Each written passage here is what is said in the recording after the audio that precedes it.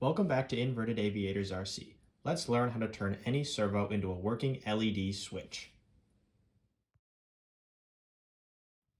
Let's start by taking any old servo and breaking it open. As you can see, I tried to use this one before, but the glue kind of ripped it open. So this is a perfect candidate for turning it into a switch.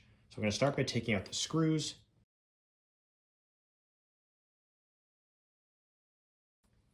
So once you have the screws off, we can start pulling at it to try to expose the all of the inner workings of it. And you can see we have things falling out, which is perfectly fine. We've got these gears here, which will drive the servo head in order to point it in the right direction, which is totally fine, that we're not going to worry about these. So if you just push these off to the side, we can try to pull it apart a little bit more to expose what's in the bottom, which is actually what we're looking for.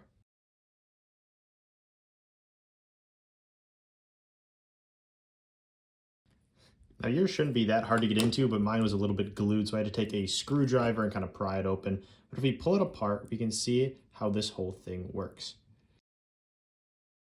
So in here we have a few different components going on. We have a small microcontroller right here, as you can see, is receiving the input value. We have a little DC motor, and if we keep pulling this apart, we will see our last and most important part, a little potentiometer, which is sitting behind this little plastic screen.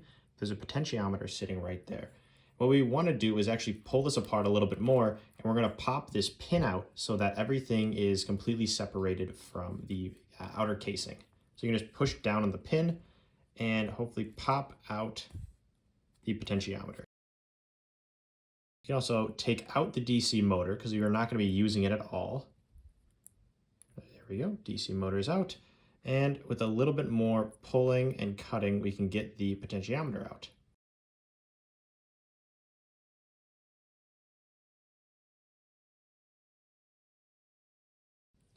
And just like that, we can remove the outer casing completely, and we're left with this little potentiometer. And once we've taken everything out of the servo, we can desolder this DC motor. And as you can see, there are two pads here. There's a red and a blue wire that are completely independent of everything else, and I'm just going to quickly desolder these wires. So after you desolder this DC motor, you're not going to need it anymore, so you can really just throw it away if you want. So next thing we're going to do is we're going to attach this LED to the positive and the negative pads that we just took the DC motor off of. Now it doesn't matter which you solder the positive and negative to, because this microcontroller will give both a positive and a negative voltage. So all we're going to do is quickly solder these wires onto these two pads. And if you want a tutorial on how to solder, we actually have a video for that, so feel free to check us out.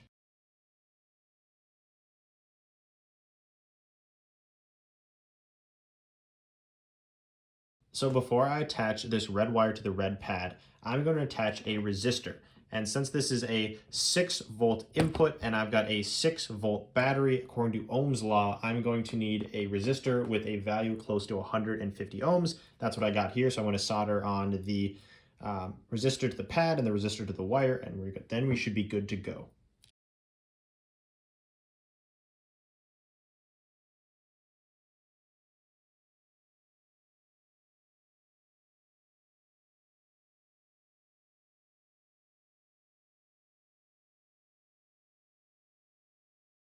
So once we have that all soldered up, we can plug this in and see how it works. So as you saw at the beginning of the video, this system works perfectly. This servo works as an LED switch, and as we increase and decrease the value, the light turns on and off. Now this is actually the end of the tutorial, but if you're curious on why this whole system works, stick around because we'll get into all the inner workings. For those of you curious enough to stick around, let's get into how a normal servo works, how we can apply that to our LED switch, and why we need a resistor for our LEDs. So a normal servo works by sending a signal value to the microcontroller in the servo. In this case, we have a servo tester that can send a constant signal, and so right now we have an 866, and the microcontroller is reading that. Now the potentiometer takes that signal and judges how close the servo head is from being at that value. If the potentiometer determines that the servo head is pointing at the correct spot, it will tell the microcontroller to give no electrical output. In this case, the microcontroller in there is telling the potentiometer we have an 866, The potentiometer goes great, 866 is exactly where we want to be, and everything is perfect. Now, if the potentiometer determines that the servo head is pointing too far to the right, it will tell the microcontroller to give a negative voltage output. This will cause the DC motor to spin counterclockwise, causing the servo head to spin to the left. So as you can see here, as we increase this value, the microcontroller is getting new signals. As we can see, it's getting new values. And then the potentiometer is saying, hey, this value is changing. We need to change the servo head. It's giving a small electric output, thus causing the DC motor to spin just a little bit. And then once the servo head spins enough, the potentiometer will read that change and tell the microprocessor stop doing anything. This is the perfect value to be at. We don't need to change anymore. And oppositely, if the potentiometer determines that the servo head is pointing too far to the left, it will tell the microcontroller to give a positive voltage output, which causes the DC motor to spin clockwise, which means the servo head will spin to the right. So just oppositely, if we spin it the other way, it'll go the other way.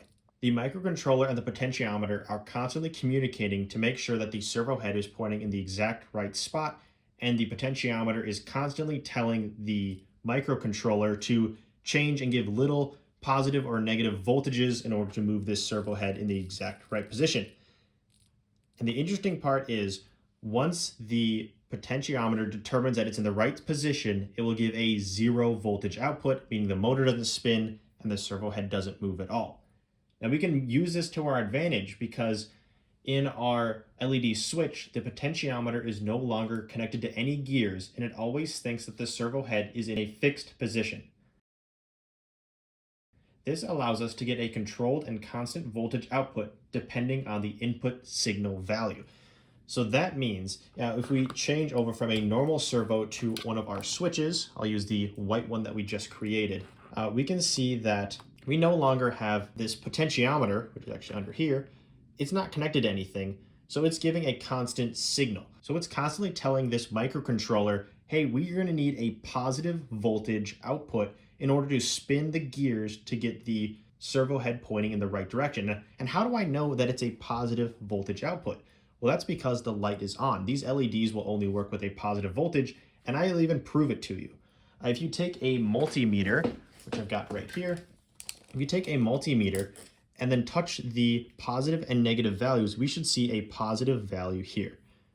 Yeah, as you can see, we're getting a constant positive value, and that value is just the potentiometer telling the microcontroller, hey, let's spin this servo head. Now, if we crank this the other way, so you can see, if we go all the way until the light turns off.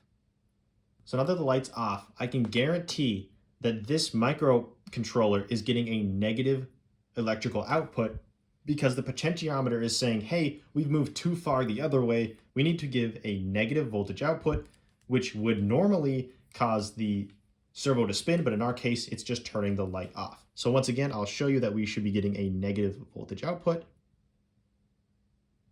which results in the light turning off. Now, the cool thing is we can tell exactly where it thinks the servo head is. So if we move it from off to on, and in fact, if we go right as it turns off, this should be where the servo head thinks it is currently, which means it'll give a 0 output. So if we once again touch the positive and negative, oh, we're a little bit off. See, it's getting a little bit of signal. So if I change it just a little bit more, let's see, it's on and then it's off. I'll go even a little lower than off. And we can tell right where I went a little too far, but as you can see, you can kind of fiddle and see exactly where it thinks that the value is 0. Oh, look at that. So as you can see, we're getting 0 voltage output. Now we can actually tell exactly where it thinks the 0 value is, or where the servo head is facing. Right now it's at 1553. Now if we take this little potentiometer and spin it, so I'm just going to give it a tiny little twist. I might need a tweezers to help. But if we just turn this, we can see that the light turned on.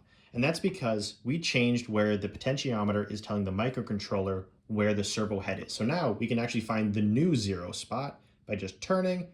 And now it's at, I'm going to guess, around 1760. And we can double check. It's around there, a little negative. So if I crank it back, let's see if we can find the exact 0 spot.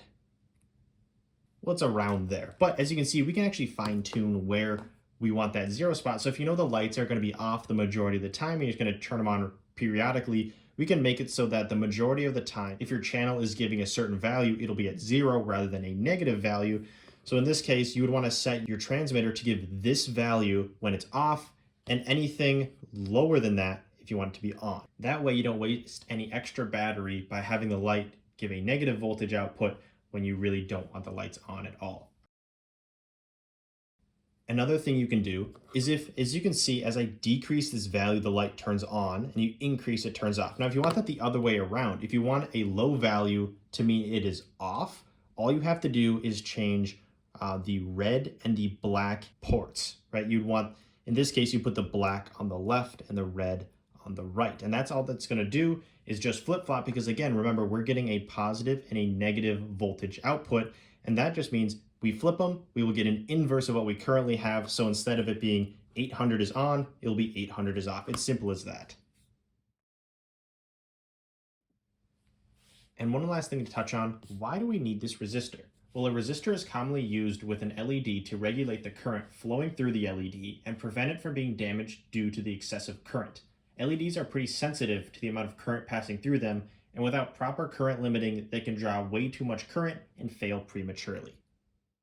To calculate the resistor value needed for any given input voltage and LED, we can use Ohm's law, which is the resistance in ohms, or R, is equal to the supply voltage minus the forward voltage drop across the LED, which is usually around 1.8 to 3 volts, divided by the desired LED current, which you should make sure to check the data sheet for the LEDs to get the recommended current, which is often given in milliamps. Let's assume we want to drive these LEDs with about 20 milliamps or 0.02 amps. The calculation would be the resistance in ohms is equal to 6 volts, because this is a 6 volt power cell, minus 1.8 volts, which is the drop off, divided by 0.2 amps, which is equal to 210 ohms. So we're going to need a resistor with a value close to 210 ohms, which I do have this nice little kit, which I will link in the description, that has a whole bunch of different resistors with different ohms. And so I connected that right into here. It's also a good idea to use a resistor with a slightly higher resistance to assure that the LED current is slightly lower than its maximum rating, which can help improve the LED's lifespan and efficiency. So that pretty much wraps up the tutorial on how to do this and a little bit of insight on why it actually works so you can apply it to all your other RC builds. We really appreciate you sticking around and learning about all this, and make sure to check back with us with more fun tutorials and flying and everything else RC. Thanks for watching.